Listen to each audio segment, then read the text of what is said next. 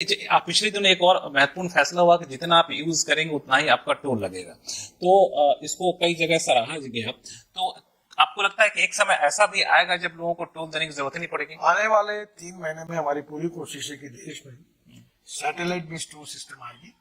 आप जहां से निकलोगे वहां से कैमरा फोटो निकलेगा, जहां से निकलोगे बाहर वहां फोटो निकलेगा। उतना ही पैसा जितना आपने रोड यूज किया उतना तुम्हारे बैंक अकाउंट से निकलेगा और हमारे अकाउंट में जमा होगा। चूंकि पैसे ज्यादा है, आप खर्च क्या करेंगे? इसी सिलसिले में एक बीच में सोशल मीडिया पे काफी चला कि जितना सड़क बनाने में जरूरत पड़ती है, खर्च हुआ उतना वसूल लेते हैं, उसके बावजूद उससे कई ज्यादा गुना जो है वो टोल टैक्स वसूला जाता है। तो ये एक बात तो ऐसी है, कश्मीर में 2 लाख करोड़ का काम करे वहां थोड़ी टोल मिलता है, नॉर्थ ईस्ट में 3 लाख करोड़ के काम हो रहे वहां थोड़ी टोल मिलता है। टोल मिलता है कर्नाटक, तमिलनाडु, महाराष्ट्र, गुजरात, राजस्थान, बिहार, यूपी में उतना टोल नहीं मिलता। तो हम क्या करते हैं, जो पैसा मिलता है वो दूसरे रोड जहां वायबिलिटी नहीं वहां खर्चा करते हैं। हमारा टोल का पैसा सरकार के किटी में, गवर्नमेंट किटी में, फाइनेंस मिनिस्टर में जमा होता है और बजट से घूमकर फिर हमारे पास आता है। तो ये देखिए, आज अगर हम बजट पे डिपेंड करते हैं तो ये नहीं होता। दूसरा टोल, ये कोई दंड नहीं है। अब दिल्ली से देहरादून जाने के लिए आपको 9 घंटे लगते थे, आने वाले जनवरी से आप 2 घंटे में जाएंगे। दिल्ली से अमृतसर जाने के लिए 12 घंटे लगते थे, आप 4 घंटे में जाओगे। दिल्ली से जयपुर 5 घंटे 6 घंटे लगते थे, आप 2.25 घंटे में जाएंगे। दिल्ली से आप मुंबई 48 आवर्स लगते थे, अब 12 घंटे में गाड़ी जाएगी। कश्मीर अपना चेन्नई से बेंगलोर 5 घंटे लगते थे, 2 घंटे में जाएंगे। कहना ये चाह रहे हैं कि कि जब समय बचता है तो गाड़ी भी कम चलती है। मुंबई से पुणे जाने के लिए 7 घंटे लगते थे, अब 2 घंटे हुए, तो 5 घंटे का पेट्रोल नहीं बचा, टाइम नहीं बचा। देखिए, if you want good services you have to pay for it, वो सेविंग है। और दूसरी बात, हम इतने काम करेंगे तो पैसे इतना तो बजट से हो नहीं सकता, इसलिए ये आखिर देश के लिए खर्चा होता है। दूसरी बात, आपने घर लिया कैश पेमेंट पे, उसकी कीमत 2.5 लाख है, और घर जब आपने 12 साल में 15 साल में पैसे वापस किए तो ब्याज सहित उसकी कीमत जाती है 8 लाख करोड़। तो क्या वो 2.5 लाख का 8 लाख करोड़ पर ऐसा होता है क्या?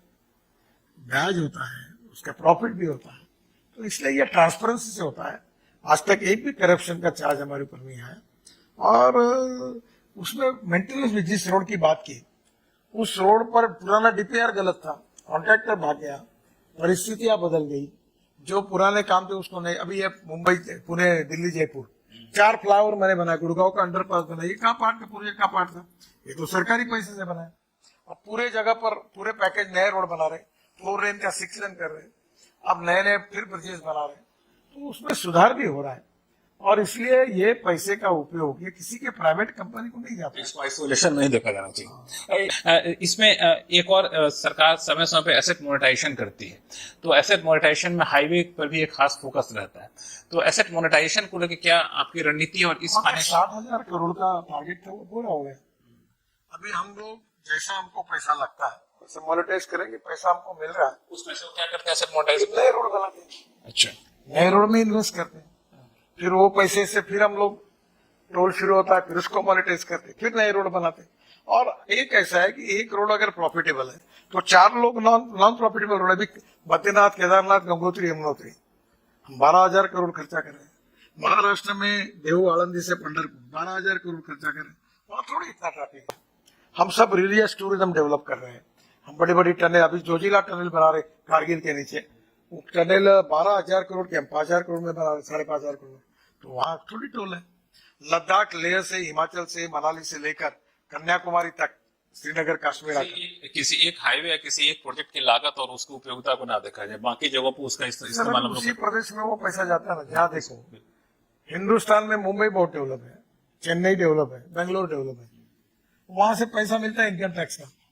अब एक मुंबई जितना इनकम टैक्स का पैसा देती तो मुंबई के लोग कहते कि हमारा पैसा हमको दे दो, वो सही कहते सब लोग। तो मुंबई इतना पैसा मिलता है तो फिर ट्राइबल एरिया में पैसा कहाँ से जाएगा, रूरल में कहाँ से जाएगा, पिछड़े हुए क्षेत्र में कहाँ से जाएगा। तो ये समतोल देश का विकास करना ये सरकार की जिम्मेदारी होती है।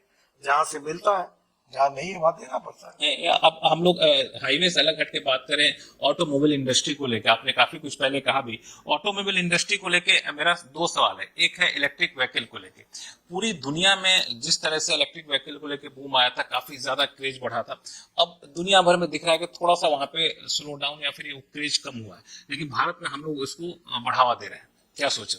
कोई बड़ा क्रेज कम नहीं हुआ, 250% राइज है electric bus, electric car, electric scooter, electric auto rickshaw. और देखो इलेक्ट्रिक देश में हाइड्रो पावर, सोलर पावर देश में तैयार होती है और ये ग्रीन पावर है। और अभी तो हम लोग ऐसे करें कि जो सोलर लगेगा उसके नीचे में गाड़ी चार्जिंग होगी। मुझे बताइए 1 लीटर पेट्रोल 120 रुपए का और इलेक्ट्रिक 8 रुपए की, इथेनॉल 25 रुपए का और सीएनजी 50 रुपए का और एलएनजी 35-40 रुपए का। तो हमारे कॉस्ट सेविंग भी है, प्रदूषण की भी कमी है, इलेक्ट्रिक में तो प्रदूषण बिल्कुल नहीं है। और हमारे देश में 22 लाख करोड़ का फॉसिल फ्यूल का इंपोर्ट है। क्या हमारे देश की इकोनॉमी से इतना पैसा देश के बाहर जा रहा है? ठीक है। क्या देश में प्रदूषण के कारण ये दिल्ली एनसीआर में हमारा लाइफ 10 साल कम हो रहा है क्योंकि पोल्यूशन से अनेक प्रकार के इन्फेक्शन आ रहे हैं? क्या ये लोगों को अच्छा स्वास्थ्य देना हमारा कर्तव्य नहीं है? तो import substitute, cost effective, pollution free और इंडिजिनस, ये हमारा सूत्र है। और दूसरी बात, diversification of agriculture towards energy and power sector. हमारा किसान ऊर्जादाता बन गया, इथेनॉल बना रहा है, ग्रीन हाइड्रोजन बना रहा है, molasses, B molasses, sugar cane juice, bamboo, मक्का, चावल, परली, इससे इथेनॉल बन रहा है। अब पानीपत में परली से हम लोग 1 लाख लीटर इथेनॉल बना रहे पहले, वहां हम लोग 88,000 टन हर साल बायो एविएशन फ्यूल हवाई ईंधन बना रहे हैं, 150 टन बिटुमिन पर डे बना रहे हैं। तो ये देश में बिटुमिन 50 लाख टन हम इंपोर्ट करते हैं। हमारे देश का किसान बिटुमिन तैयार करेगा। जो अन्नदाता है किसान, वो ऊर्जादाता बनेगा, ऊर्जादाता है वो ईंधन दाता बनेगा, इथेनॉल दाता बनेगा, विटामिन दाता बनेगा, हाइड्रोजन दाता बनेगा। हालांकि इसमें 2-3 मुद्दे उठते हैं। एक तो ये कि क्या गाड़ियां उतनी ज्यादा इक्विप्ड हैं, एडवांस है टेक्नोलॉजी के हिसाब से कि हम एथेनॉल की ज्यादा मात्रा बढ़ाकर इंजन चल सके? मेरे यहाँ गाड़ी है वर्ल्ड की पहली इनोवा टोयोटो की, 100% एथेनॉल पर है, नो धुआं, नो पोल्यूशन। देश की इमिशन का यूरो 6 इमिशन नॉर्म को पूरा करना, आप देख लीजिए। हाइड्रोजन की गाड़ी है, कभी कोई प्रॉब्लम नहीं हुआ। अब एथेनॉल की बात करें तो लोग ये भी कहते हैं कि सारा गन्ना एथेनॉल में चला जाए तो चीनी में क्या जाएगा, तो बैलेंस करना पड़ता है। बीच में आप कहते हैं कि एथेनॉल ब्लेंडिंग बंद करें, चीनी का शॉर्टेज है। नहीं, आपने शॉर्टेज रोकने के लिए बैन लगाया आपने। आपको बताऊं 2 से 80 लाख टन चीनी एक्सेस है। नहीं, लेकिन आपने बैन लगाया, आखिरकार चल के पाबंदी लगाई कि गन्ने से मत बनाइए, समय लगा था, अभी ओपन हुआ।